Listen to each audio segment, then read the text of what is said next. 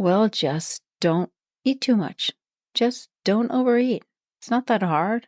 I don't eat for hours. Why do you feel like you have to eat all the time? We're walking and talking. We're walking and talking. We're walking and talking.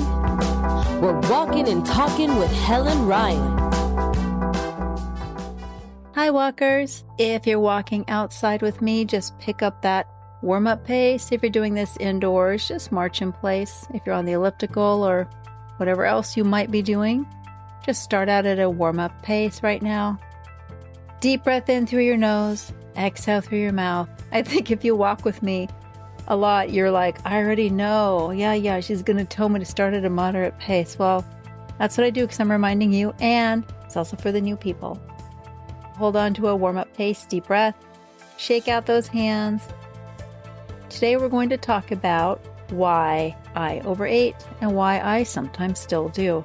Now, this is a little more personal episode, and if you are triggered by certain things, which I will put in the show notes just in case, then you may want to skip and go to a different episode.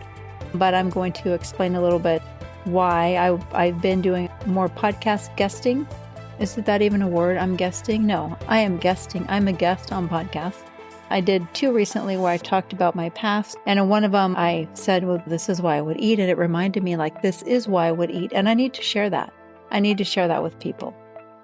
So pick up a little bit of pace now. We're going to go for about 3 minutes at a moderate pace just to get you just past the warm-up zone. I had a fairly difficult childhood. And in that childhood, I did not have a lot of people around me. I didn't have any support from parents. I felt alone. I felt lonely. My mother was an alcoholic. I lived with her in Norway. My father lived in the U.S. and he was a very kind person. He just was not a fighter, so he didn't fight for people. He wouldn't fight for me when I ended up having to go to Norway with my mother. And she became an alcoholic, and she also had mental illness that was undiagnosed for many, many, many, many years. Hold on to your pace. We've got 2 more minutes. She was suicidal by the time I left at age 17. She had tried to commit suicide at least 12 times. She was taking prescription drugs. She was very promiscuous. She would always have men in and out of the doors, and they would be, coming into my room, and I kicked them out. But it was very difficult, very hard to live with someone who later was diagnosed with a borderline personality disorder. And other things that I'm sure were not diagnosed because she always had problems from when she was little and nobody really knew because back then they didn't talk about it. We've got about another minute, just over a minute. Pick up a little bit of pace if you can. So I was very lonely. I had a couple of friends, but I felt sad. I felt lonely. And when things got really rough, when I was about 14 and things started to get even worse, was when I started to turn to food because food gave me comfort. It made me feel loved. It made me feel taken care of. It gave me that self-care feeling and that feeling of love that I didn't have. Food made me happy. And it was the only thing that I felt loved me at the time. Hold on to that pace. It was more the feeling that food gave me, the feeling of completeness, feeling of warmth. It took a while for me to figure out that is exactly why I would overeat, because of the feeling that it gave me. Not because I wanted to eat a lot of food. It was because of how it made me feel. Okay, we're going to just slow it down a tiny bit. Not too much here. Shake out those arms. Shake out your hands. Relax your feet. Try not to, I always say crunch. Crunch your toes unless you're accountable. Just relax those toes. You don't scrunch them. Scrunch is a much better word than crunch. Now we're going to pick up pace again, go a little bit faster, longer period of time. The food was very important to me because of how it made me feel. And I think a lot of us feel the same way. I have a friend of mine who also, she's actually been really successful now in trying to lose weight, but she said food makes me happy. And it's the same thing because she didn't have a lot of love in her marriage, and so she used food because food gave her that same sense of comfort.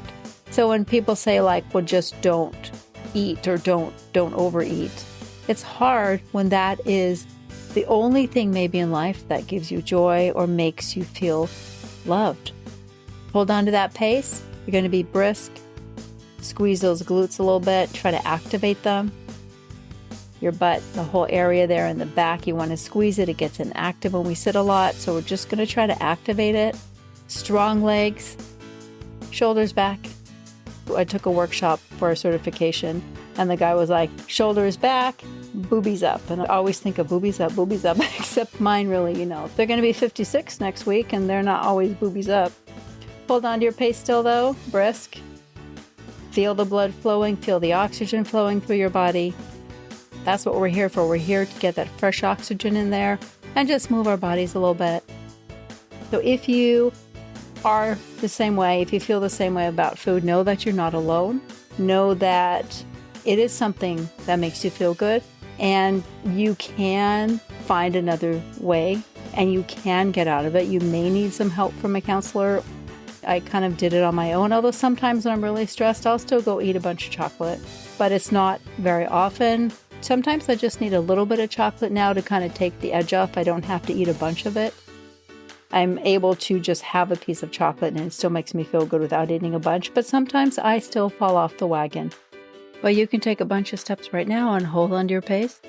Just because you've lost weight doesn't mean that you don't fall off the wagon. I'm going to bet that a lot of people do, and they just won't admit it. Or maybe their thing is alcohol. I know a lot of people where I used to live, they would drink wine. They could drink wine, but yet I wasn't allowed to eat chocolate. That doesn't make any sense. So their vice is a little bit different, but they have the same feelings inside. They just have a different way of handling it. We're going to slow it down a little bit here. Deep breath in. So that is my story with food. I turned to food for a huge portion of my life. I'm going to say since I was about 13 till about 36. And then I had a really good under control for about 10 years or so. And then occasionally I would just kind of slip off the wagon. So I've gone up and down. I go up and down like 15 pounds depending on, what I'm doing and what's going on and how I'm feeling. My kids eat chocolate, and my son bakes good bread, and he makes good food, and he makes pesto to die for. Okay, we're going to pick up a little bit of pace again. Be strong. Just chase my pesto. Just imagine you're seeing my son's pesto. Anyway, I'm done talking about the pesto. We're just talking about donuts or some other things that I adore so much. Just kidding. Hold on to your pace there. Deep breath in. Another thing that I didn't actually bring up that I kind of forgot in both of these guest appearances is that I liked being invisible. I think I brought that up in one of my previous podcast episodes, is I liked when I was overweight, it was invisible. I felt invisible because guys didn't see me. And I like that. I think because my mother was very promiscuous, as I said, and I wanted to feel safe. I didn't feel safe growing up. Nighttime was not a time where Helen was safe. And so a lot of it was because of the guys that she would have coming in and out. And I really like that whole invisible feeling. Hold on to your pace. Be strong. Be visible. I want you to be visible right now. I want you to feel visible. I think, though, I do have funny stories, things that happen. We can laugh about it now. I've told my kids everything. Not everything, but they know a big chunk of it. They're grown now, but I told them when they were a little bit younger, so they know what I went through, because I wanted to be open with them and I wanted them to feel comfortable. Hold on to your pace. I wanted them to feel comfortable with things happen in their lives that they could then say, oh, something else happened to mom and maybe I could talk to her about it. Because it is hard when you think everybody's perfect. You don't realize that the kind of things that they've had go on in their lives, and you'd be surprised. Everybody has something different that happened to them, but there are some consistencies a lot. What's different is that what happened to people, how that comes out. What is the end behavior? And mine was food. Mine was eating. Some people have drinking. Some people gamble. Some people have a lot of sex. Slow your pace down now just a little bit. And mine was always sugar, cookies, pastries. They still make me incredibly happy, as you can tell, but I don't turn to it like I used to. I don't have that big hole inside anymore like I used to have. It was very, very difficult growing up, and I had to have something to keep me sane. And that was what I had, was the food. The food helped me get through the really hard times, and the candy and the chocolate and everything. because it was something for me. We're going to do something for you, and we're going to pick up some intervals now. You're going to go faster for 45 seconds. When you can look forward to exercising like this and you can just feel how great it feels to move your body, that can help take the place of something else that maybe is less healthy. When I first lost weight and I got in better shape, I used to spin all the time. So I would start spinning my stress away instead of eating my stress away. You got 15 more seconds. Hold on to it. I wasn't addicted to it. I just loved the feeling, and it really gave me that feeling of strength. Hold on to 5 more seconds. Push it. Push it strong now. 3, 2. And relax it just a little bit.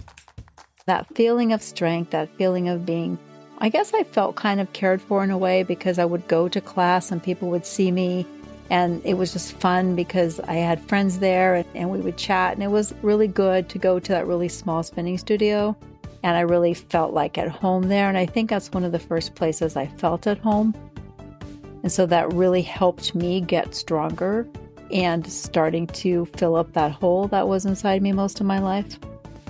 We're going to go another 45 seconds because I'm not going to let you off easy today. Be strong. Keep those legs strong. If you're doing this inside, bring your arms up above your head. You can pull them down. You want to change big movements in order to get that heart rate up. Go ahead and really push it now. Got 25 seconds. Only thing that's really tense right now is your butt, your thighs. Everything else is relaxed. You're going to breathe. Shoulders are down. Hands are soft. You're going to be strong. Pull that interval. We're almost there. Almost there. Hold on to it. Got 3 more seconds. Push it. Push it. 1. And release it. Relax a little bit. Not too slow. We're still working. Just not going to go those super fast sprints. One thing I did talk about in the interview the other day was the fact that sometimes when your life is all out of control, the only thing that you can control is what you eat or don't eat. I think that is probably a common thread with those of us who eat too much and anorexics, is that they're controlling things through not eating.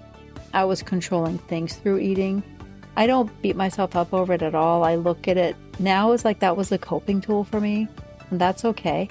It was something I needed at the time, and it's okay. There's nothing wrong with having a crutch or something that you need to do at the moment, as long as you can at some point grow past it so it doesn't take over your life. For a long time, mine did take over my life, but then I finally got it to the point where it doesn't take over my life anymore.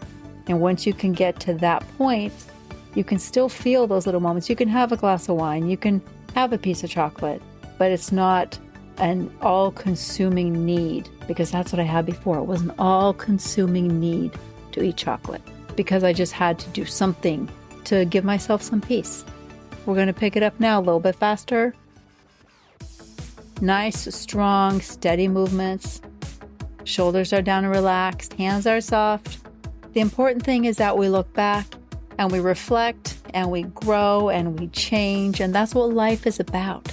Life is about growing and learning new things and not being mad at ourselves for what we've done in the past. Just acknowledge it and then use that to not repeat those same things, but also use it to become more empathetic. My childhood gave me empathy, and I am so grateful for the empathy. There might be something in your life that you're really grateful for, that this, whatever you experienced, that gave you something, and mine was empathy. Hold on to that pace. Deep breath in, squeeze those glutes, strong legs. Feel the freedom of walking. This is your time. This is your moment. Doesn't matter what happened before. Doesn't matter what's going to go on in the future. This is your moment. This is where you change. This is where you get stronger. This is where your life starts. Your new life starts right now. You're out there, you're doing it, you're changing things. Day by day, step by step. Hold on to that pace. You look at it like that. Look at it like an opportunity. Every time you go for a walk is an opportunity for something different. It's an opportunity for change. It's an opportunity to just get healthier and get stronger and mentally stronger. I want you to go faster now. Feel that strength inside. I know I say strength inside a lot, but you have unimaginable strength. Tap into that strength. Tap into your talents. Tap into your energy. Hold on to that pace now. You're going to push it. Push it, push it, push it. Real good. Got 20 more seconds. I want you to go even faster if you can. Deep breath in. Glutes are tight. Thighs are strong. But feet are relaxed. Shake out those hands. Breathe. Focus on your breathing now. 4 more seconds. 3, 2, 1. And slow it down. Another deep breath in through your nose. Give yourself a pat on the back if you can. I don't know if I can reach my back. I hurt my shoulder almost 2 years ago. I can't plank on straight arms. I can't do my bra properly, so I cannot pat myself on the back. Slow it down a little bit more now. Deep breath in through your nose. Roll those shoulders back. Big rolls and big circles. Roll them forward. If you can commit to yourself to getting out there and walking, or if you're doing this while you're on the elliptical or an indoor bike, treadmill, commit to yourself to have this little time for yourself where you can get some exercise, move your body, clear your mind, put your phone on, do not disturb, and just take that time for you. Take the time to walk, take the time to reflect. It's better than counseling. You can just counsel yourself and think about things. Slow it down a little bit more. Make sure you stretch when you get back, especially your calves. And let's keep on kicking ass.